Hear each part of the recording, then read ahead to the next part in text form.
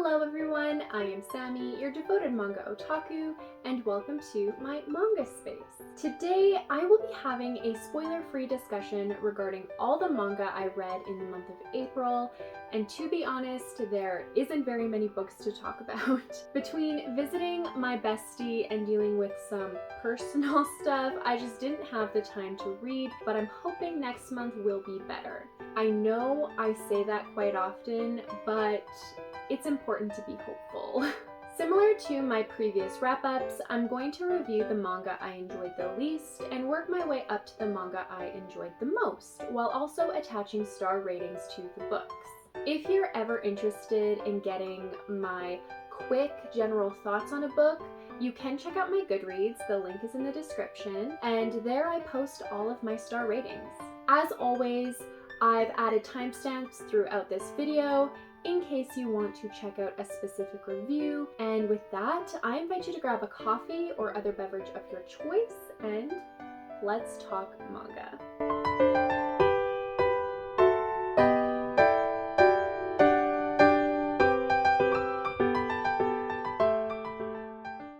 The first manga I want to talk about today is a book that I read because it won a poll here on YouTube. I asked you guys which one-shot title you'd like to see me review on my channel, and I had that same dream again. Story by Yoru Sumino and art by Idumi Kirihara was the top voted. I wasn't really sure what to expect with this book, but I suspected that it'd be a raw and emotional story because it is written and illustrated by the same duo who wrote I Want to Eat Your Pancreas. Now, I don't think this was as good as I Want to Eat Your Pancreas, but I still really liked it. The story itself follows a clever fourth grader named Naoko, who's often alone, but she isn't necessarily a loner. She gets along with people well enough and is chatty with her classmates, but she struggles at making real friendships at school. Most of Naoko's friends are people she's met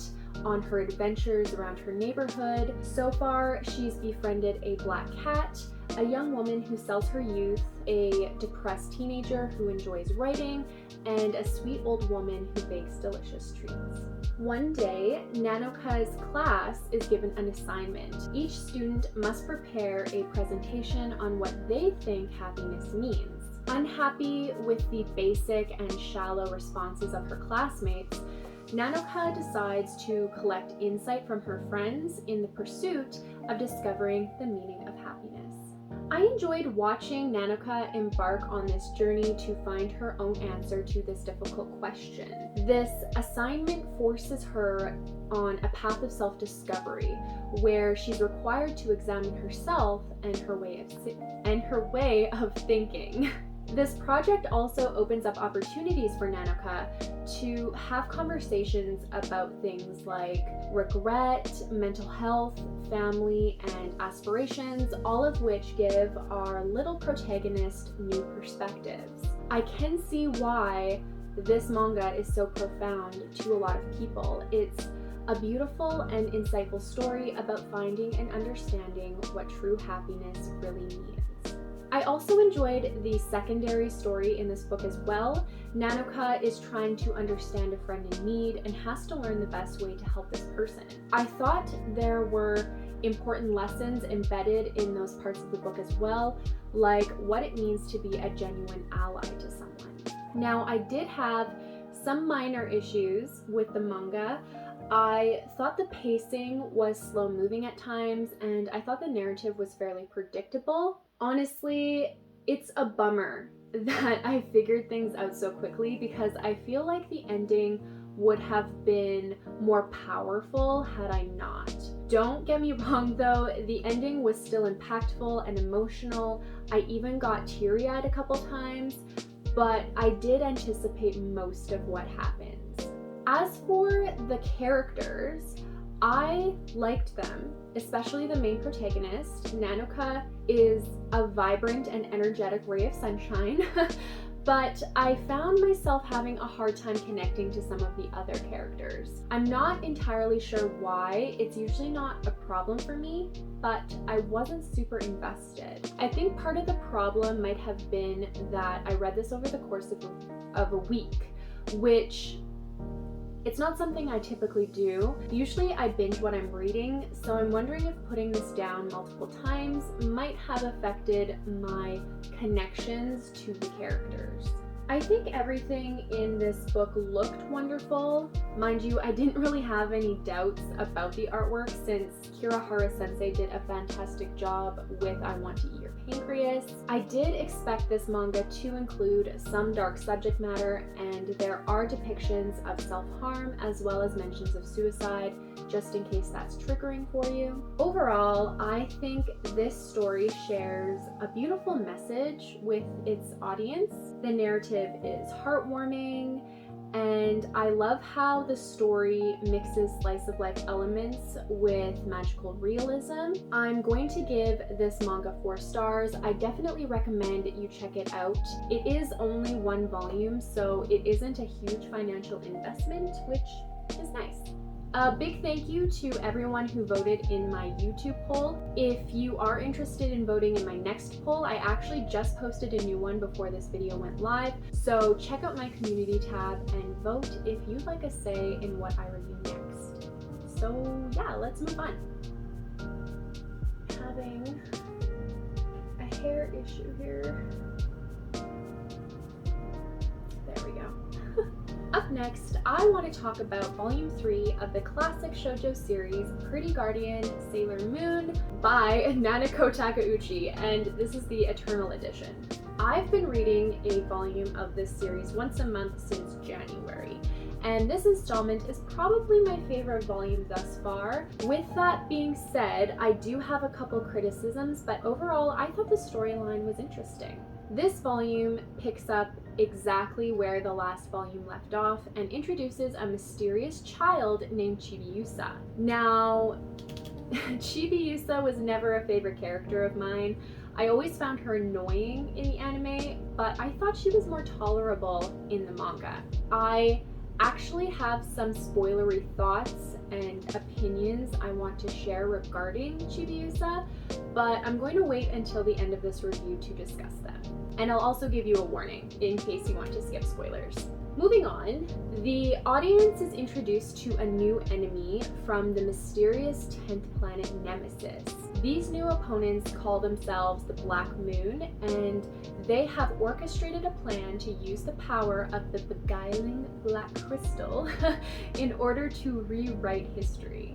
I was pleasantly surprised by quite a few things introduced in this story arc. I didn't realize we were going to get Chibiusa's backstory so quickly, but it makes sense since compared to the anime, these volumes have little filler and they're faster paced. We are introduced to the first Outer Guardian, Sailor Pluto, the Protector of Time.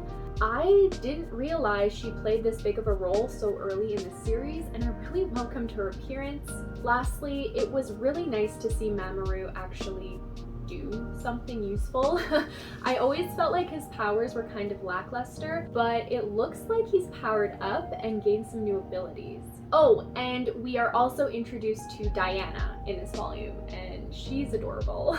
As for my criticisms, I wish Sailor Mars, Mercury, and Jupiter had more screen time. We get glimpses of these characters at the beginning of the volume, but I felt like the series rarely focuses on them. You can tell that Takeuchi sensei has a soft spot for Sailor Venus because she participates a lot more than the other inner Sailor Senshi. Another critique I have is that I thought Usagi's jealousy towards Chibiusa was a tad excessive at times. I think her jealousy is reasonable after first meeting Chibiusa because Chibiusa steals Mamoru's attention moments after Usagi just saved the world and finally has a free moment to spend with him. However, after discovering Chibiusa's backstory, I feel like Usagi's jealousy should have subsided. Her being jealous was just super weird after that point.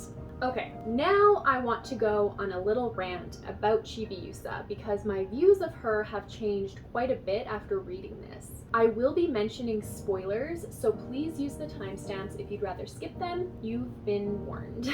Now, I think my outlook regarding Chibiusa as a character has changed because I wasn't fully aware of what that poor girl has been through. I found myself sympathizing with Chibiusa, and I feel like she gets more hate than she deserves.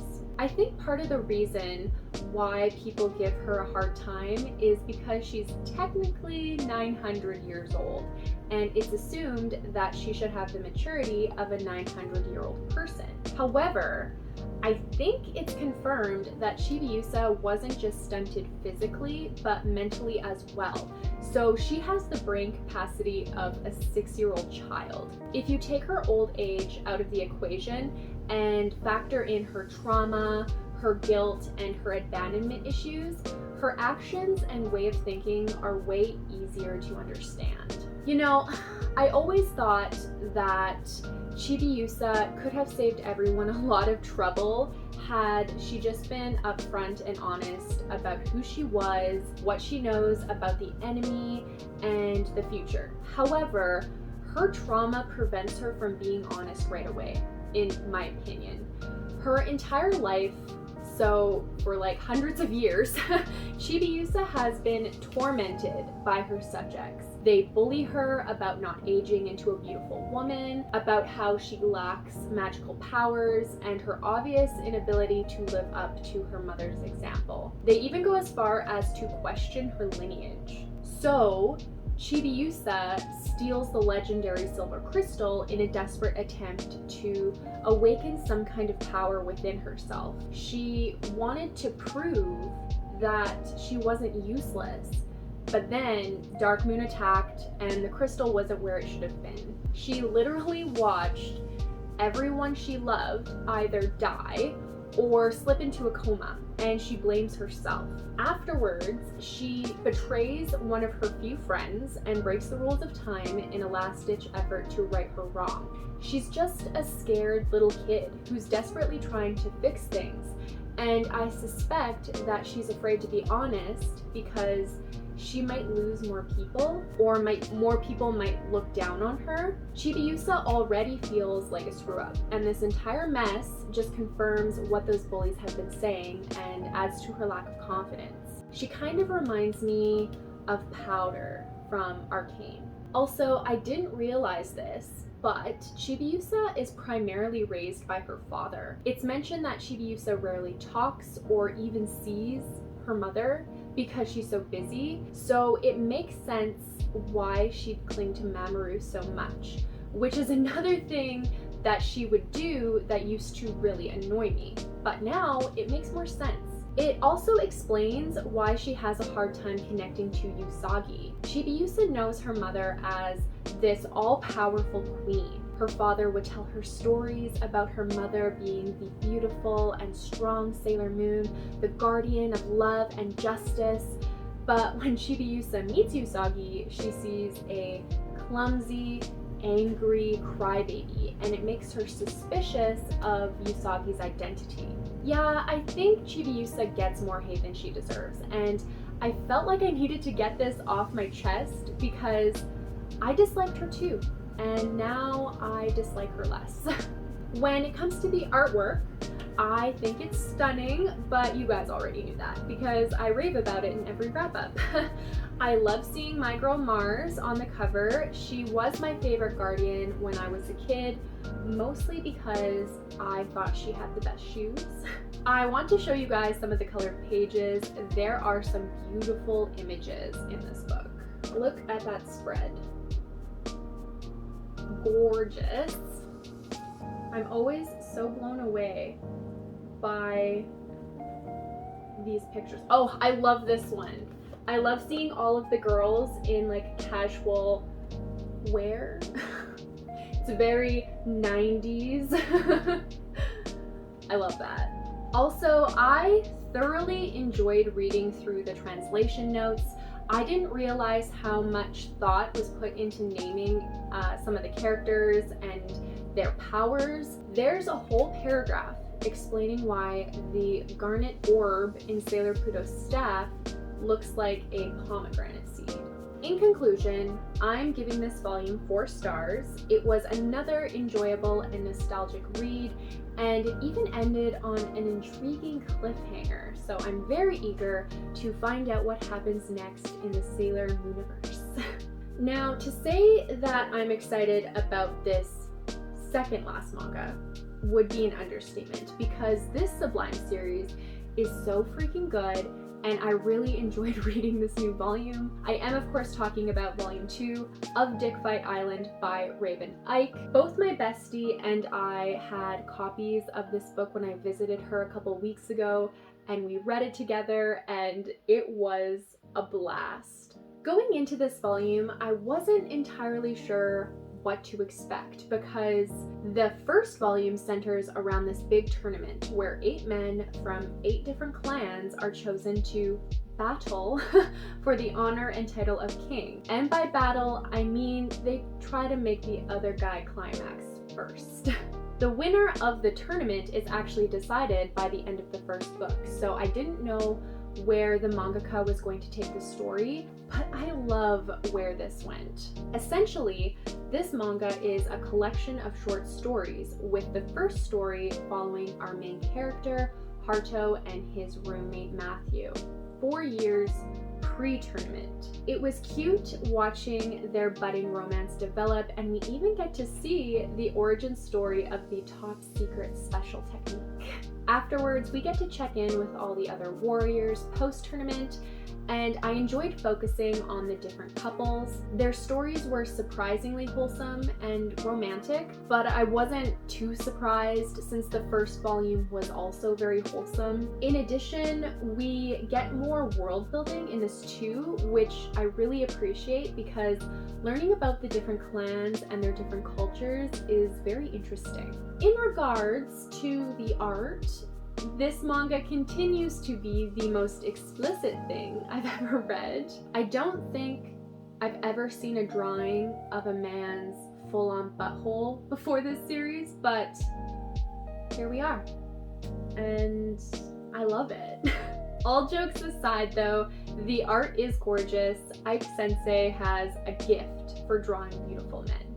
I think the only thing that disappointed me about this book is finding out that it's the final volume. I'm crushed to know that there won't be any more Dick Fight Island. However, the ending is somewhat open-ended, so I'm just holding out hope that Ike Sensei will see the success of this series and decide to pick it up again. I would happily consume more Dick Fight Island.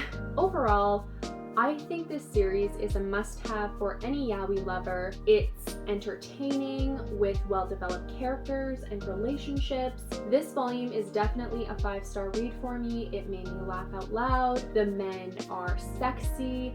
The spicy parts are super duper spicy, and the sweet parts made me smile. This comes highly recommended for me, and I enjoyed it very much.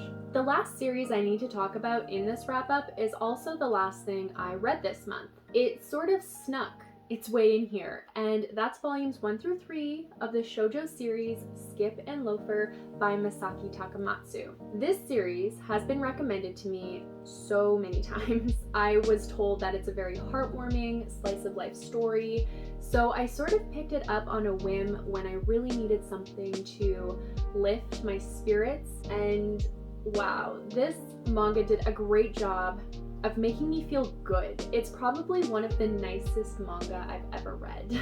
The narrative follows a hardworking teenage girl named Iwakura, who recently left her rural village in order to attend a prestigious high school in Tokyo. Iwakura is ambitious. She has her life mapped out. Through studying and hard work, she's determined to attend Tokyo University and become someone that has the ability to change the world. Unfortunately, or perhaps fortunately, Iwakura experiences a few miscalculations on her first day of school, which results in her meeting and befriending Shima, one of the more popular boys in her high school. What follows is a story about Iwakura trying to maintain her grades while experiencing the city life, making friends, and possibly catching feelings for a certain someone. Now, I know it's only the beginning of May, but I think this manga is going to be a favorite of mine for 2022. The story itself is adorable, it's super lighthearted, and it isn't overly dramatic. I did notice that by the end of the third volume, there was a shift in tone and something worrying is foreshadowed, but ultimately I think this is a very wholesome series. As for the pacing, I think the story is on the slower side, but I don't mind it at all. I never felt annoyed or bored.